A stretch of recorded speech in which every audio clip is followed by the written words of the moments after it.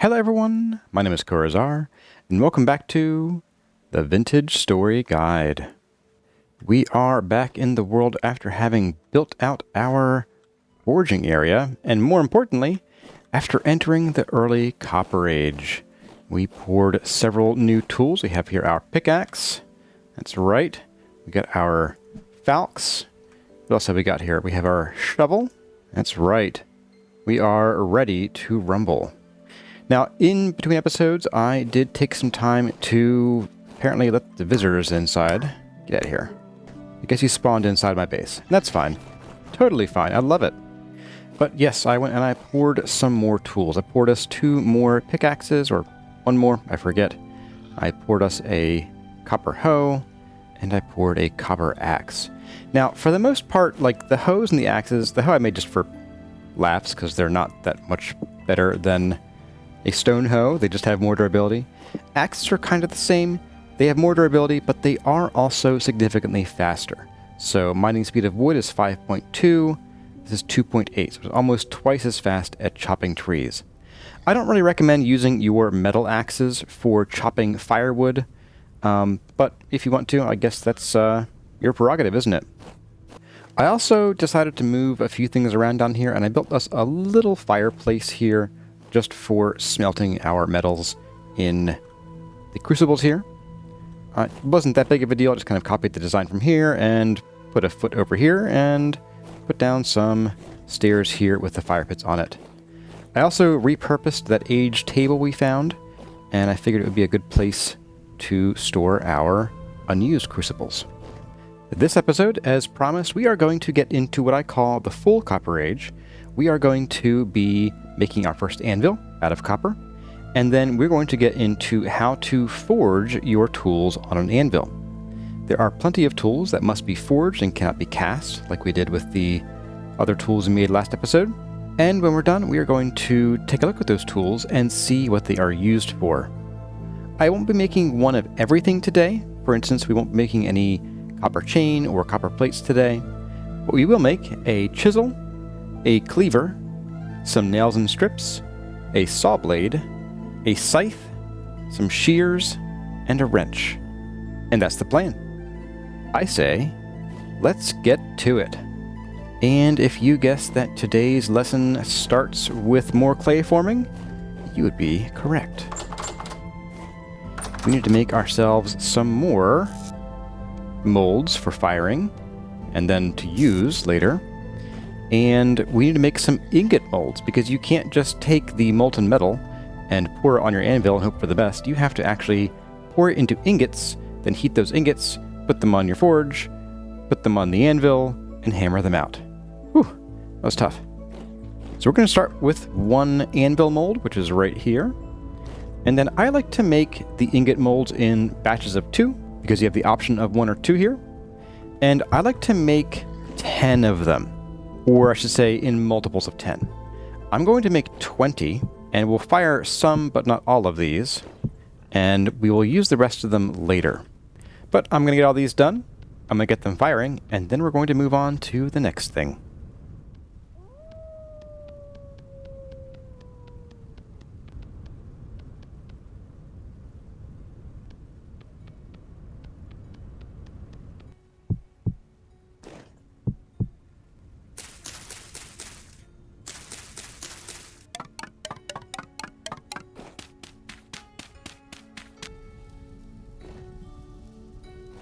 Alright guys, it is now morning, and I kept hearing a wolf howling out here all night.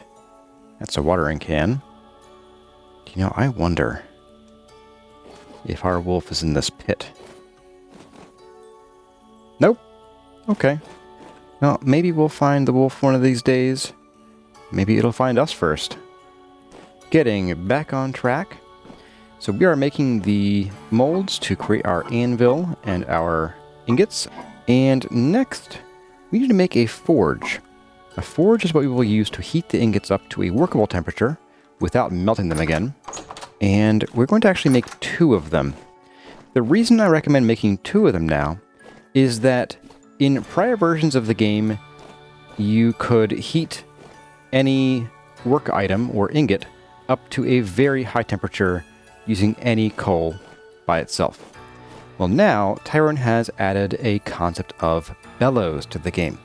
Bellows are things that you pump. They suck air in one side and they blow it out the other, and that feeds into your forge. And what's happened is that, if I can grab some of this here, does it show it? No, it doesn't show it. It says a forge temp modifier of plus 50 degrees Celsius. Every type of fuel has a base burn temperature of 700 degrees Celsius. It is then modified by the forge temp modifier. So that charcoal will burn at 750 degrees Celsius in the forge. Previously, you could get it up to 1100 degrees with any fuel and have plenty of time to forge it without having to put it back in the fire. But you can also heat up to 4 ingots at once in a forge. But if you have a workpiece that you're working on that needs to be reheated, that will not be able to be put in the forge with the ingots. So for that reason, I'm going to recommend that we make 2 forges, and they're done by taking any kind of full cobblestone blocks and creating a U shape like this. And we're going to make a second one here and pulling those out. And we're going to put 2 forges down now. Let's put one, I think I'll put them here and maybe here. And then we'll have our anvil right here. So we have our forges. I want to make a bellows now, except I realize that I have not turned any of our hides, our large hides, into pelts yet, except for the bear pelts.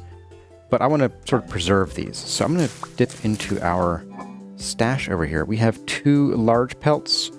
We'll take one of these, and we are going to go ahead and oil this guy. And now we need to wait, unfortunately, 2 whole days before we make our first bellows. That's okay, though, because bellows are actually pretty useless. Wait a second. I already have large pelts. That's right. Okay, we'll take you. Never mind. Aha. And you get to become the new rug there. Perfect. Now, previously, during the release candidate process of version 1.22, a lot of folks were misled into believing that you had to kill a bear, and specifically one larger than a sun bear, to make a bellows. And that illusion was because, if we look at the crude bellows, this will flip here between a lot of bear hides, or pelts, and eventually it will randomly cycle to the large pelt. And so if you're not paying attention or even sitting here for upwards of 30 seconds to a minute, you might have missed that. So here, we're not cycling back to the large pelt for quite some time. There's even a huge pelt, which doesn't really exist anymore in the game as far as I'm aware. It's all bear pelts now. But as you can see, we need 2 rope, which I'm going to make from these vines here. And we need 8 sticks, 4 top and 4 bottom. Let's put the rope either side. Plop our large pelt in there.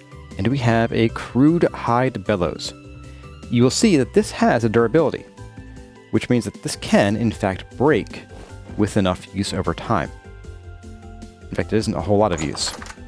However, we aren't going to use this a whole lot. I wanted to make it more for demonstration purposes, because in the Copper Age, especially while you're pretty early on and you mostly have charcoal to work with, you aren't going to need it, because copper can be worked as low as about 550 degrees Celsius. So you have 200 degrees Celsius of temperature drop before you need to start worrying about reheating your workpiece. But I'll put this here because in future episodes, we might get access to, say, some brown coal, which burns at a lower temperature. So we may need to actually pump this just to get our copper up over 600 degrees or so, because that is brown coal's sort of idle temperature. So, I'm going to pass some time until tonight when our pit kilns should be done burning, and I will see all of you in a little bit. Alright folks, it is later in the evening. I did end up finding those wolves. They were on the other side of this little hillock right here. And so we now have 1 more piece of fat, 2 more medium hides, and a wolf snack. Anyway, it appears that our anvil and other molds are done here. If I can get a light on them. There we go.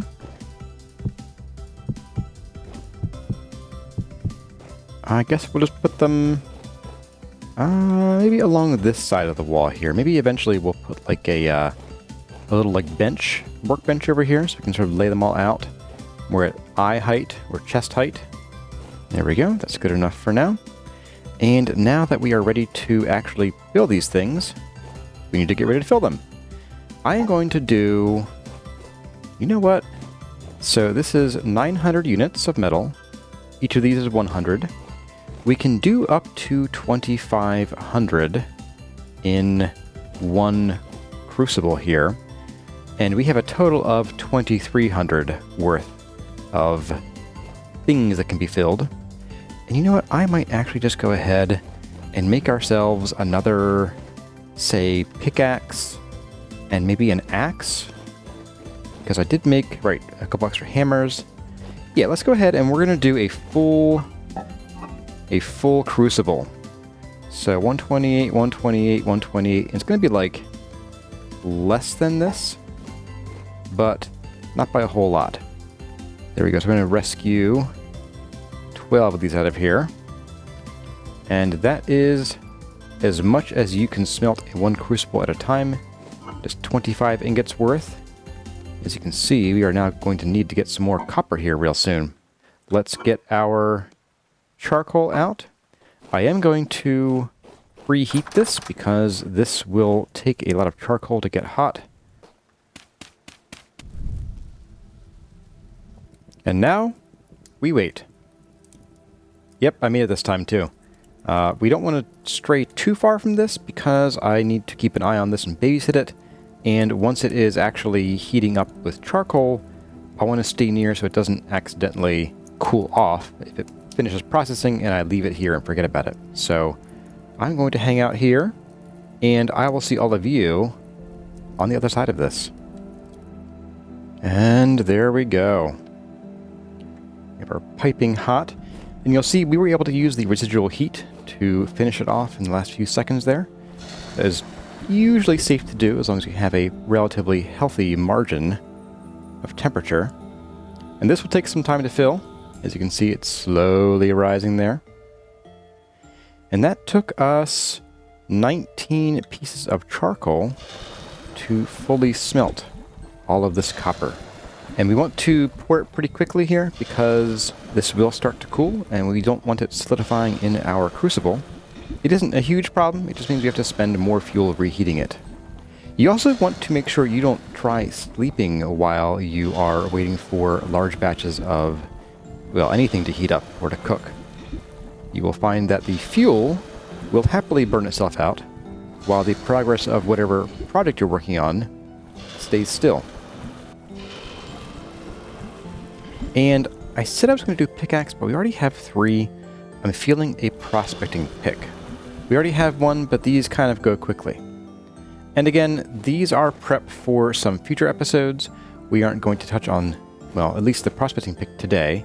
I'm thinking that might be for an episode or 2 from now. I have a couple ideas in mind, but we will come back to that when the time is right.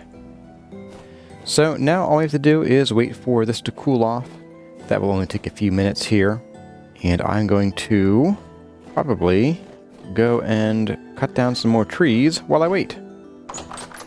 Alright, folks, I am back from murderizing trees. It's time to check on our... Yes, all cold. Our anvil and ingots are all cold. So, with the ingots, just like with the tool heads, you can right-click them out of their molds. With the anvil, right-click and nothing happens. It tells you this mold must be broken to remove the contents. So, do just that. There we go. Mold is gone, but now we have our copper anvil.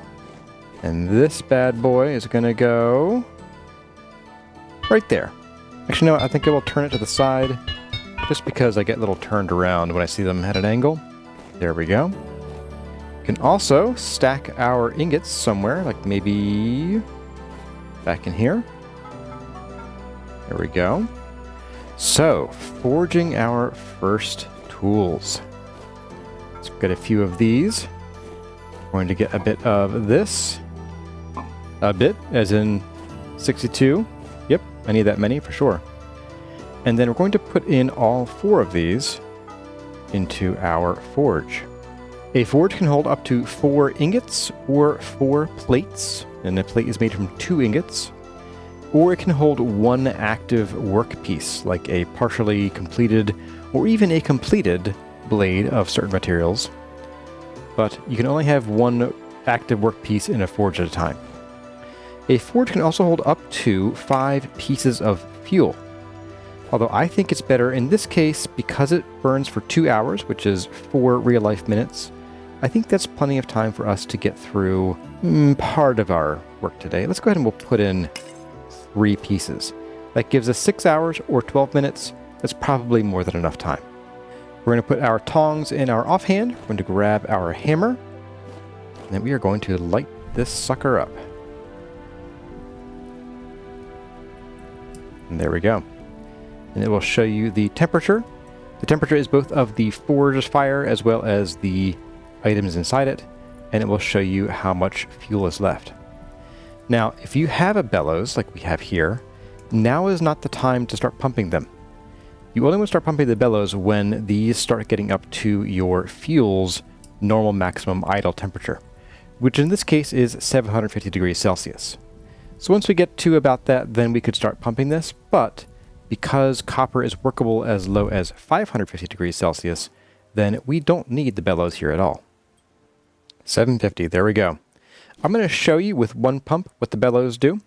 Give it 1 pump, give it a bit of a glow there, and you'll see it pushes the temperature up, in this case to 806. That isn't necessary for us here, so we're going to take one off with right click. We're going to crouch and right click on here. And we're going to pick, the first thing is going to be the chisel, which is right here. We're going to go ahead, we're going to smith this chisel. This is a fairly simple piece.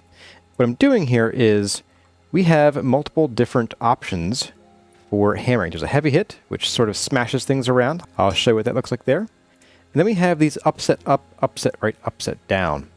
These are just moving single voxels into place. And what we're doing is, just like with clay forming, we are moving the voxels into the green wireframe ones. And the purple wireframe voxels here, or black ones if we're looking at it, these are ones that we don't need at all.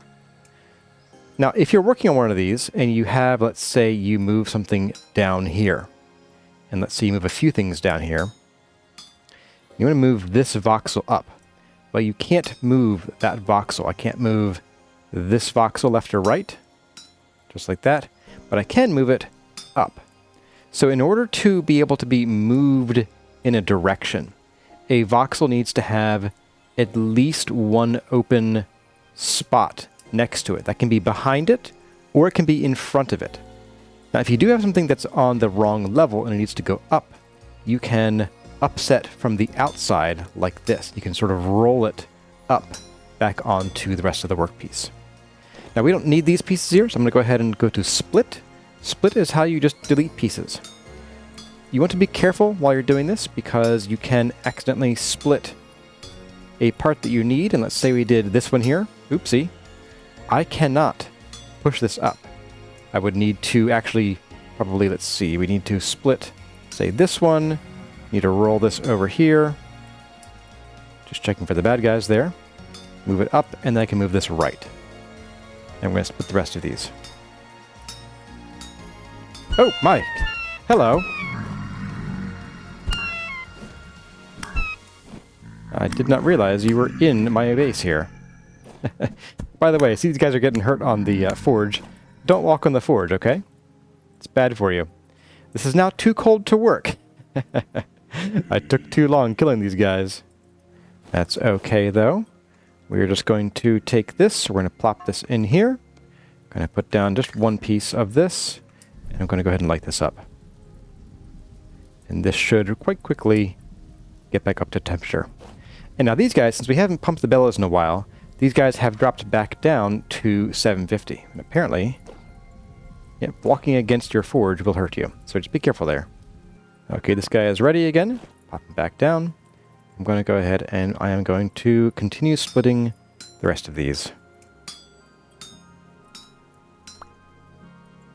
There we have our very first forged item. It's time for a snack. Let's make the next thing, which is going to be a cleaver. I'm just going in alphabetical order here for things that I want. So copper cleaver blade, there we are. And this one is a bit different. There is a neat trick you can do.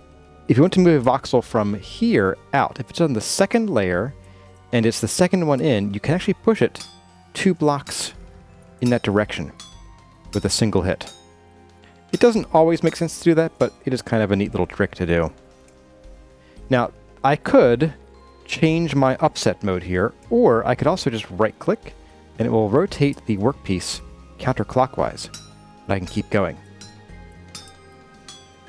I'm going to roll these up over here, down, up. I'm going to rotate, just rotated too many times there, and then just hammer these to the right. And you'll see the temperature here is still 750, and now it's just started dropping.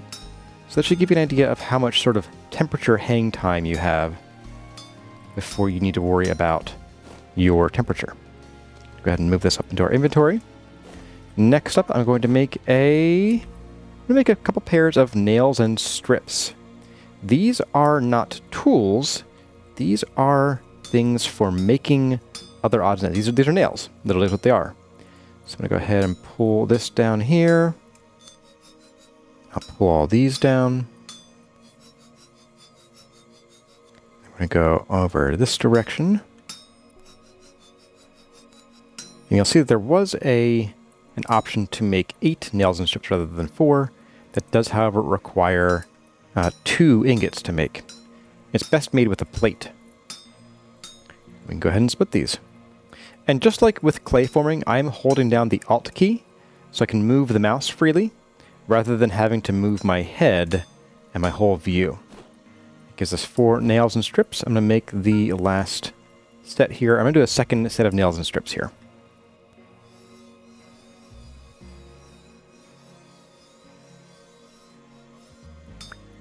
And there we go. We have a bit more time on this fuel, but I think for now, we're going to take a moment, because my inventory is getting kind of full, and talk about cooling these things. So if I take these tongs out of my hands, I try to mouse over, or rather selection over these nails and strips, they are too hot to hold. They hurt my little, no longer asbestos hands. So what we can do, though, is we can take these with the tongs in hand. We can come up to our kitchen sink, and we can crouch and right-click and hold it until you see your serif kind of pull them out of the tongs and back into your main hand. We can do that for the chisel and the... It requires a hammer in the offhand. Oh, the chisel, we need to actually toss it in. Oh, it was already cool. That's why. Okay. And this is not quite cool. And there we go. Now this, I believe, is just a blade. It needs a handle now. Previously, this didn't actually require a handle. This used to be just a you forged it and it was done recipe. But there we go. We now have our first sets of copper tools. And I'm going to put these up on the wall here, I think in probably a new set of racks. And once we're done with the forging tonight, then I will go ahead and describe what each one does in some level of detail. Some of these we can't actually use very much today. Now, before we get back into forging, and by the way, you'll see that the fuel here actually does burn down and actually sinks into the forge as it burns down, which I think is really cool. You will see, if I can grab this, can I actually do this cold? I can't. But in the menu, we were given the option to forge things like falx blades, shovel heads, pickaxes, all these kinds of things we have here. Not these, though. I recommend for copper and bronze, in general, it is more advantageous and resource efficient to cast them rather than to forge them. Because with casting or forging, both of these actions require you to smelt them in your crucible first. If you're going to cast them, they can go right in the molds and you're done once you wait for them to cool. If you're going to forge them, you have to then cast them into the ingot molds, wait for them to cool, then pick them out of the ingot molds, and then put them over here, use more fuel, use your hammer's durability, and you can see after having only made 4 items, our hammer went from about 2/3 to 3/4 health down to about 20%, 1A out of 500.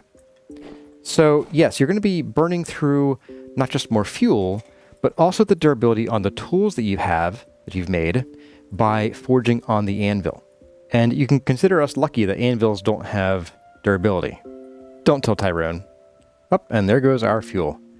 I'm going to go ahead, I'm going to smith us, let's see, a saw blade head, a scythe head, shears, and a wrench. And as you can see, our tongs have taken a little bit of durability damage here. I'm going to also forge us 1 set of copper tongs, so a bonus forging action here. I'm going to go ahead and get to it, and I'm going to probably speed this up during editing so that you can see how I prefer to approach forging to make the most out of my fuel, my ingots, and my time.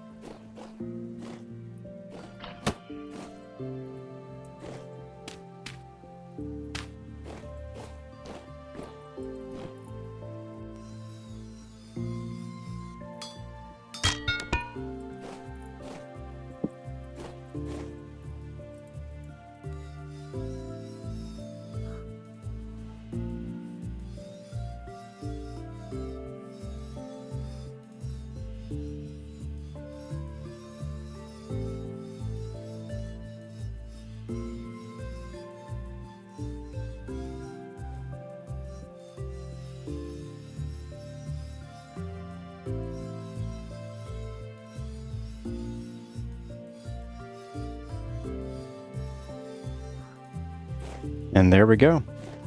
With about 20 minutes left on the burn time there, we now have 5 new tools, in addition to the first 2 we made over here.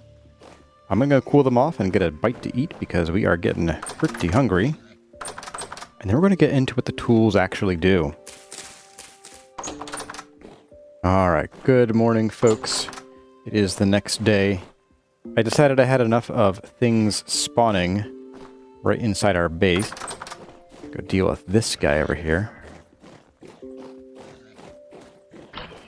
Yeah, that's right, buddy.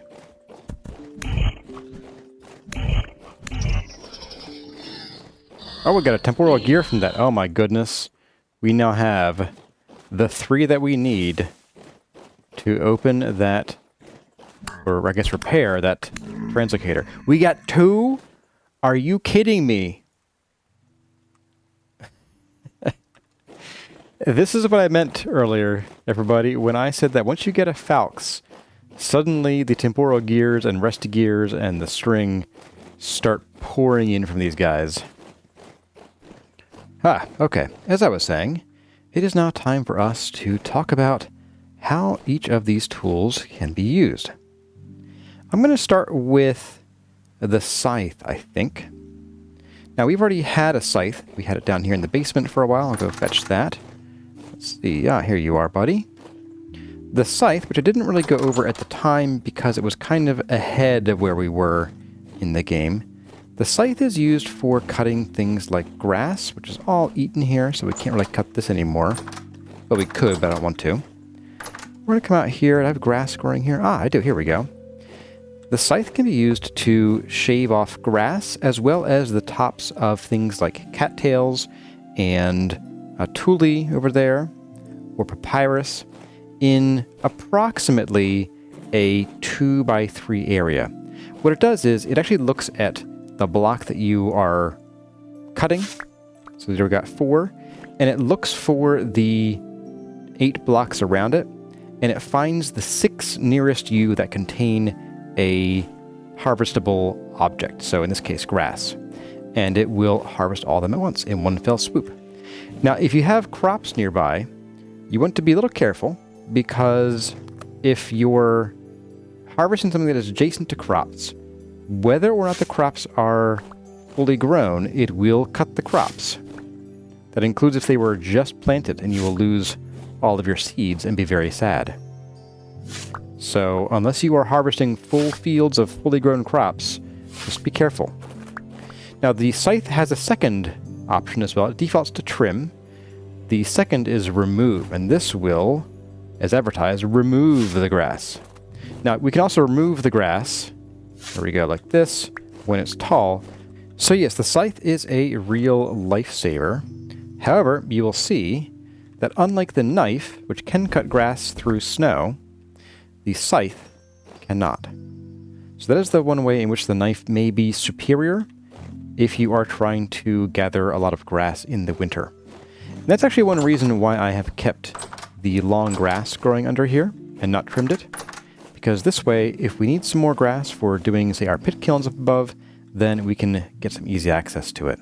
I'm going to shuffle these around to put the pressure tool up top and the use tool on the bottom. The next one is, oh my beloved, the shears. The shears are basically the scythe, but for leaves. So we're going to go over here and we're going to defoliate some of these leaves.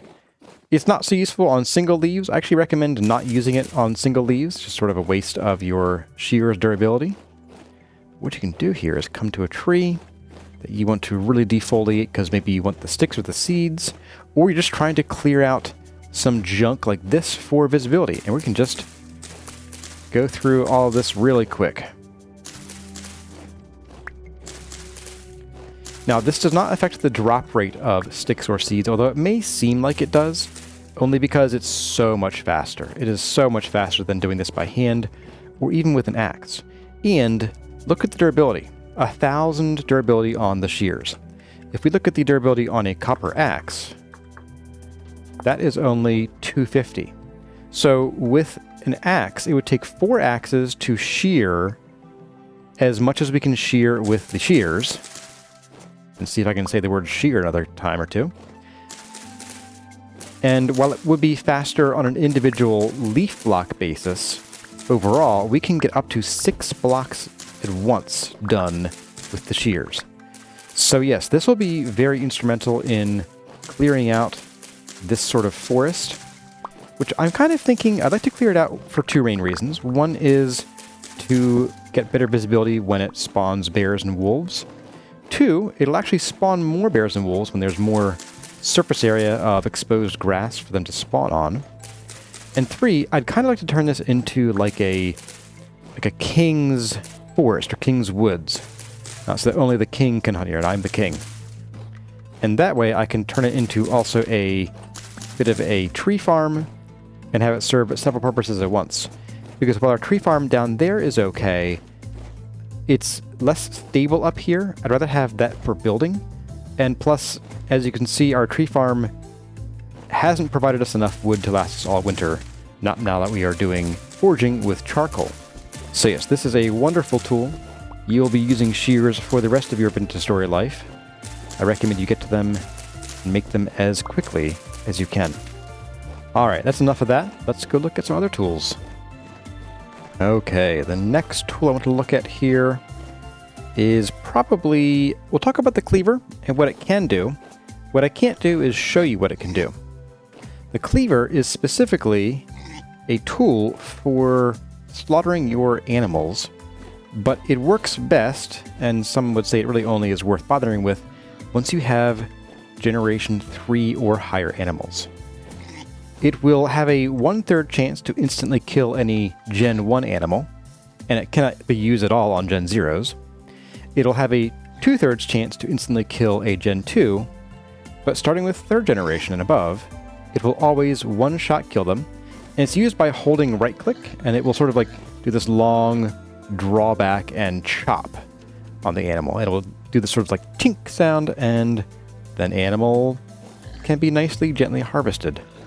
For things like hares and chickens, though, a falx is actually better, because the long sort of wind-up time on the cleaver makes it easy to miss the one you're trying to hit, whereas the falx is a little bit quicker. Enough on the cleaver. I'm sure we'll see it in action at some point soon. The next one is the wrench, and the wrench does a bunch of different things. It can be used to reorient certain blocks. It says chutes, stairs, slabs, chiseled blocks, and plaster. So we can come here and let's see, do I have any stairs? Here we go, we can reorient these guys. Rotate, rotate, rotate, rotate, rotate, rotate. It will sort of go through all 6 different rotations each block can have. So there we go. That's its main use.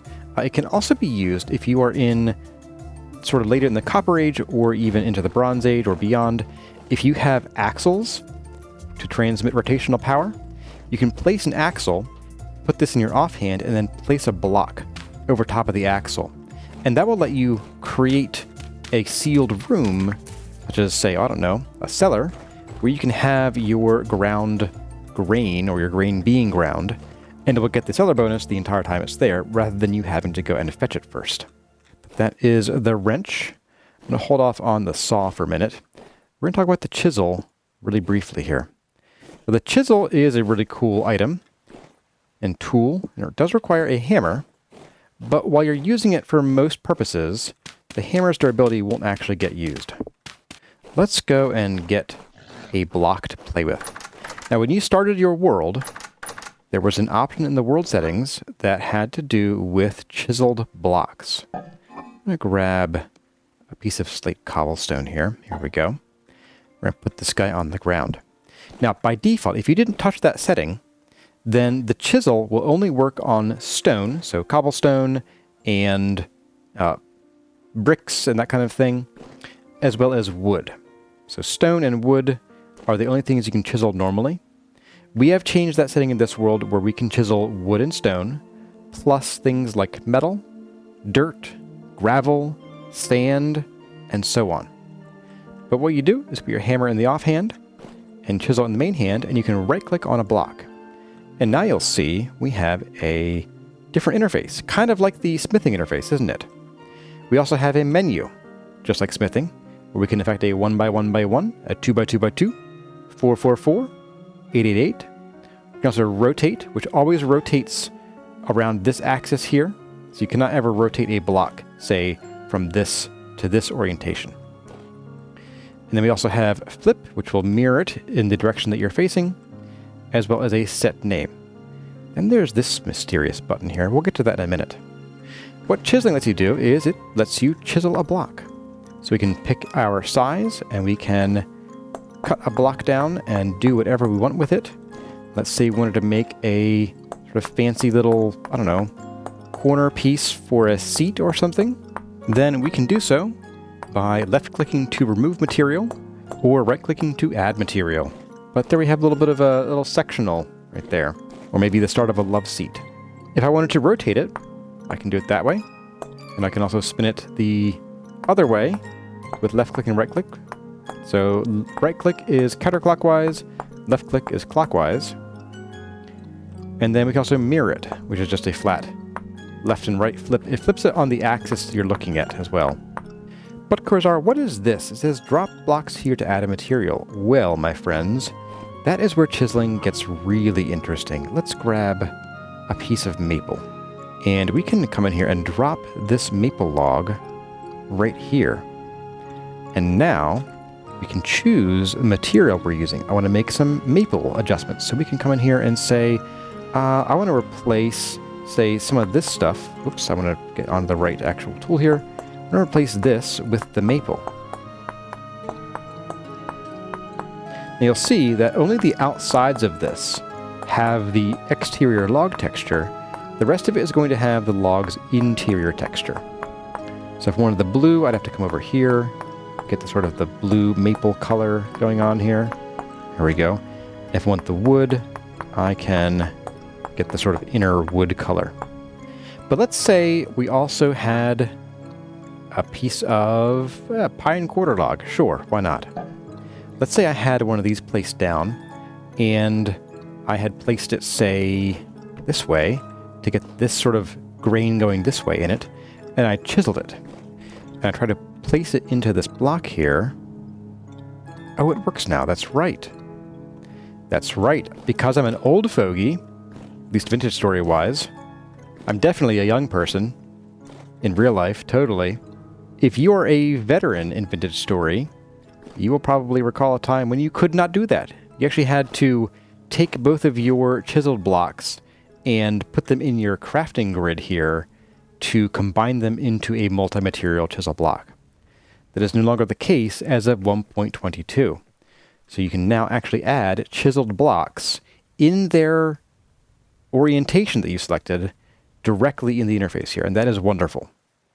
Now, the chiseled block tends to retain the properties of its original block. So it is a piece of slate cobblestone. That means the best thing for picking it up is going to be the pickaxe.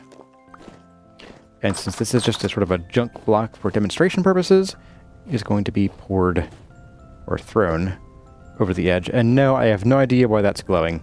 It just does. Now, as you can imagine, the chisel is going to be a huge boon to us. It's going to completely revolutionize our ability to decorate our home. However, I kind of want to turn this build into a bit of a time capsule. I want to restrict myself to about 99% Stone Age only tech and blocks. If it's something that we couldn't get in the Stone Age, then generally speaking, it will not be legal for us to use in this build.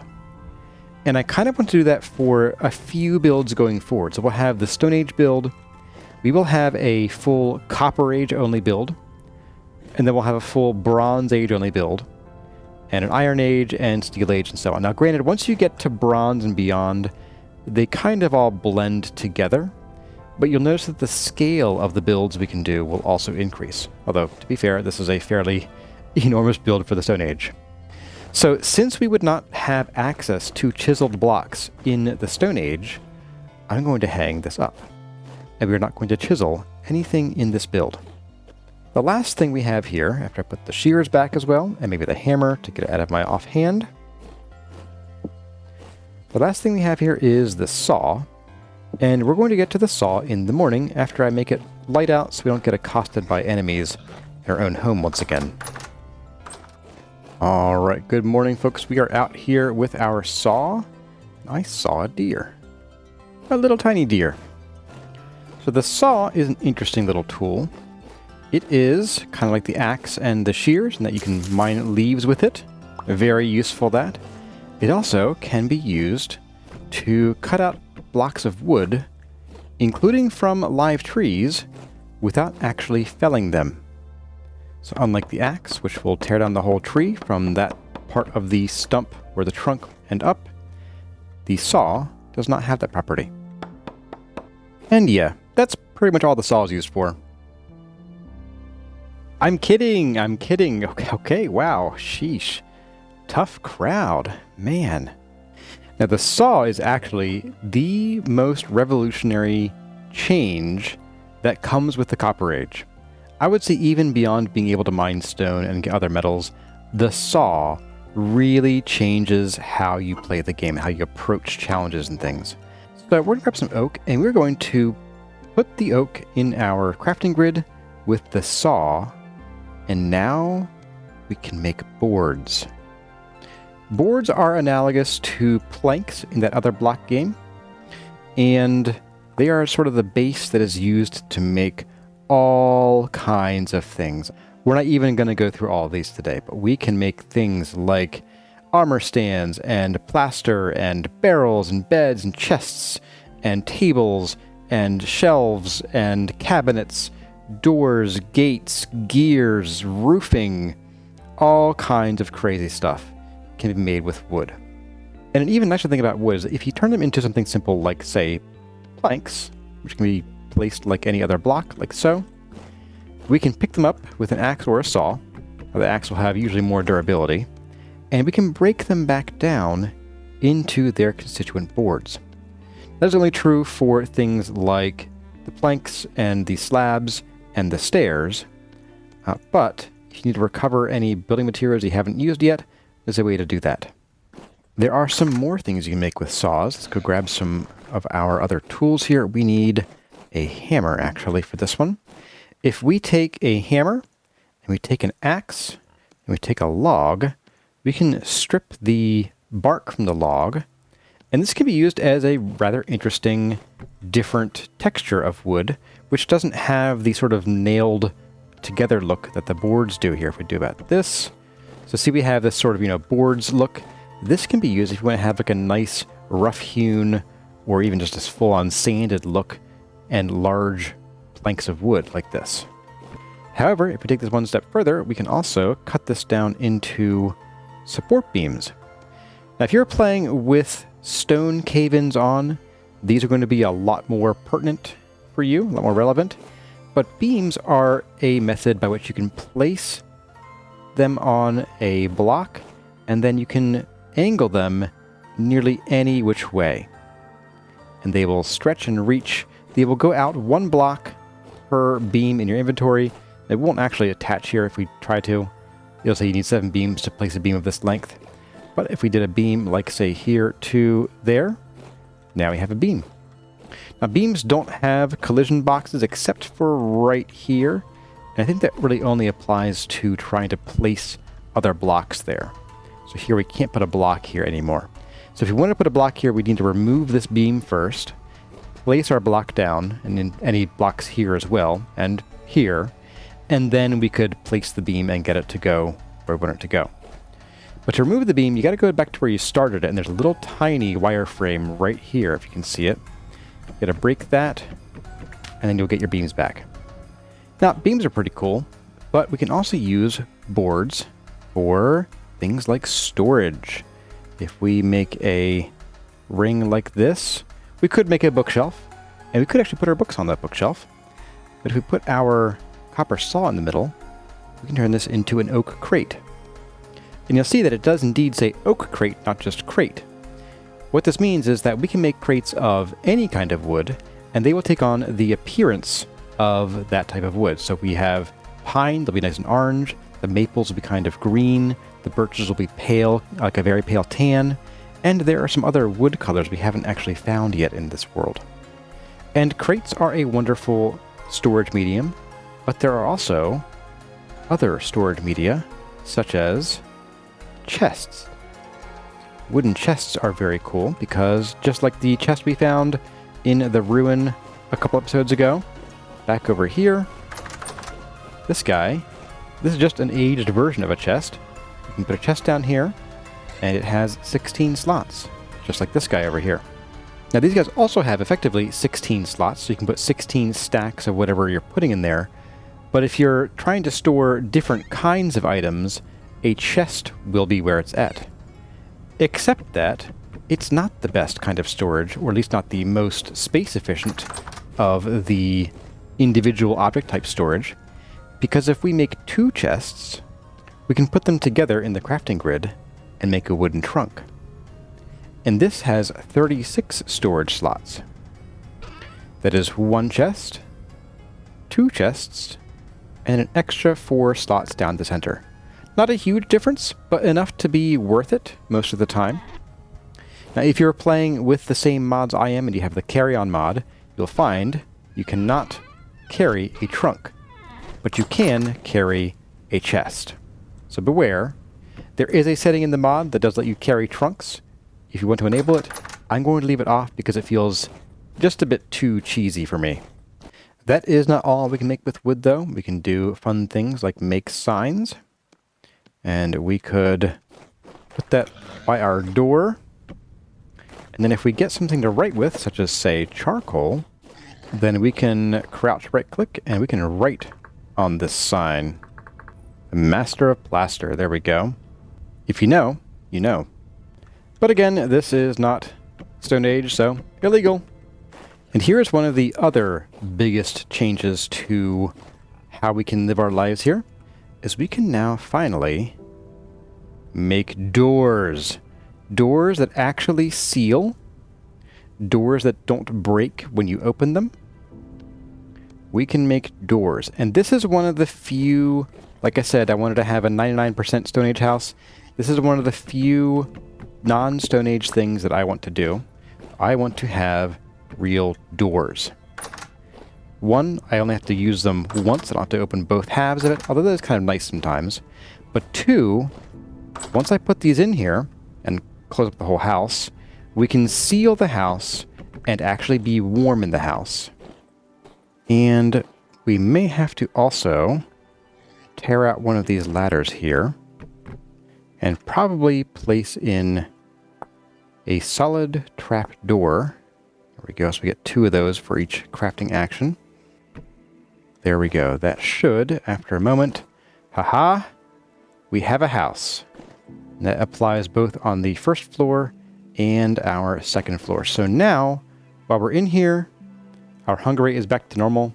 It's only 6% higher than 130 because we're wearing a bit of armor, and that is fine in my book. So yes, this is basically the one concession I want to make toward non-Stone Age tech is the doors, because that will conserve our food. And I am a pragmatic man indeed. That's why I play games like Vintage Story that take forever to play. Yep, pragmatic. But wait, there's more. We can now, at long last, take some flax twine, or some rope if you have rope. We have lots of twine though. And we can make wooden buckets. With this, we're no longer at the mercy of waiting for this block to actually melt in spring. We can actually come right up here. We can grab a bucket of water out of this with right click. Come back down, hold down our sprint button and right click again.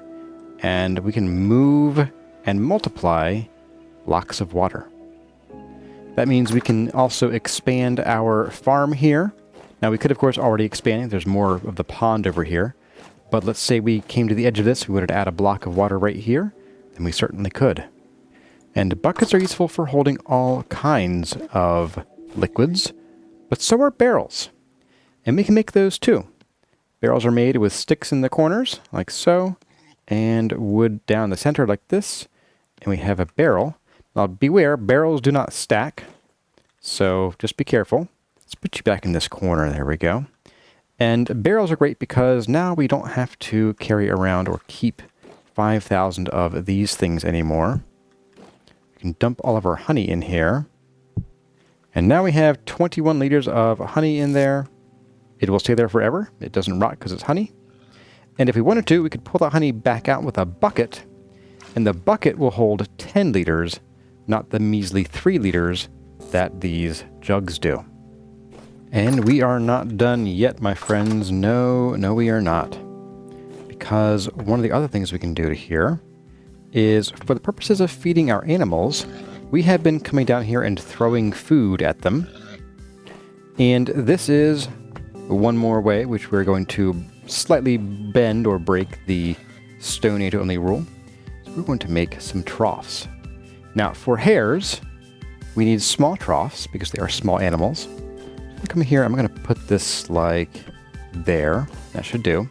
Now, she is not ready to eat yet. We don't want to feed her until she has grown up. But what we can do is come down here with some kind of vegetables, right-click in the trough, and we can hold, or the trough can hold, up to 8 vegetables at once. So basically 8 meals for a hare. For larger animals, such as hogs, we require a larger trough. And there we go. It is a 1x2 block. Go ahead and plop this down, say, right in the corner here. And this, see, it says on up here, it says 2 add animal feed. So every meal for a hog or other larger animal is actually requiring 2 pieces of food. So 2 grain, 2 onions, 2 so on and so forth. Except for, they flash by there, pumpkin slices if you have pumpkin. But you can also feed them grass, which is nice. It does, however, require 8 grass per feed, so that can burn through your scythe or your knife if you're unlucky. And I don't really recommend it unless you are really suffering for grain and you don't have a lot of flax left, then you can resort to grass. Speaking of grass and what lies beyond this, it is time to actually put a door in here as well. This is getting kind of old. There we go. We're going to put this on this side so that it has a bit of a interesting definition right here. And then we're going to get to the actual last thing, the last concession I want to make toward non-Stone Age living. That requires me to move all of these down to here, because we are going to finally be able to store our crocs on shelves. We'll go ahead and we're going to bust out the pickaxe to bust down these slabs here. Shelves are made by putting your wood in the grid like this. Here we go. 1, 2, 3, 4, and 5. So these shelves, when you store crocks on them, they will act more like they are inside here. This is a great way to be able to sort of get a good visual on how much food you have prepared for the winter. Even nicer is you can tell at a glance how much longer your food will last. This is 58.9 days. We have 2.5 and 6 years here. This one's 1.6 because this was left out of the vessel for a while. So now we've cleared a bit more room in our vessels to store other things, more vegetables and so on. Oh, we have some more meals in here. What's this? Porridge. I've been sitting here with porridge in my basement, and I've been suffering for not eating porridge. It's also not going to last very much longer, so I'm going to go ahead and start eating it pretty much right now. Even nicer is you can just pull your food right out of the crock on the shelf. You don't need to pick it up or anything. And once you get into the age where you can create things like bread and pies, and yes, those are things in the game, you can place those in the shelves as well. Whew, boy, lots of explanation this episode. I think I've covered just about everything I wanted to cover. There are some more things that we could smith. We could make a plate, and we could possibly make a lantern, except that someone, I'm not going to mention names here, forgot to hang on to any extra pieces of clear quartz for the lantern, so yeah, that happened. But we could make more lanterns if we had some glass. We could make a plate, and we could make copper versions of this. We could also make some plate mail if we had some leather. We can make copper chain and copper scales, but all those would require full-on leather and not the hides that we've been processing. Those don't count as leather, or I should say pelts. But yes, folks, that is going to do it for this episode of the Vintage Story Guide. I hope you learned something.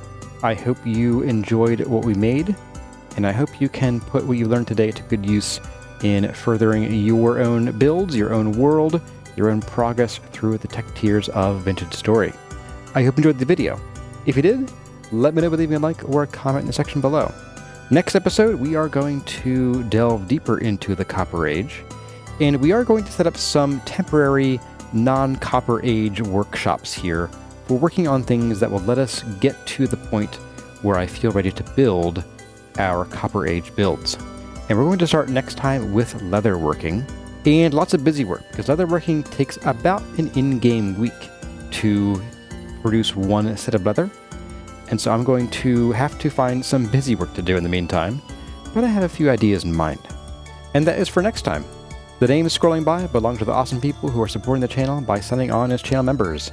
If you too would like to have your name in the credits, get early access to videos, or even hear me butcher your name in the next part, then go check out what's on tap in the channel memberships. The following folks have gone the extra mile to support the channel by signing on at the Seraph tier.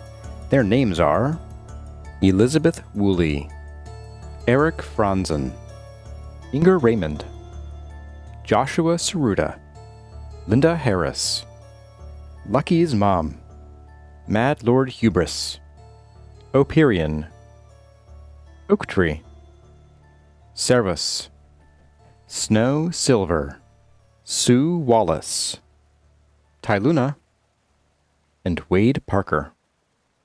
As always, my name has been Kurazar. Thank you all for watching, and I'll see you in the next one.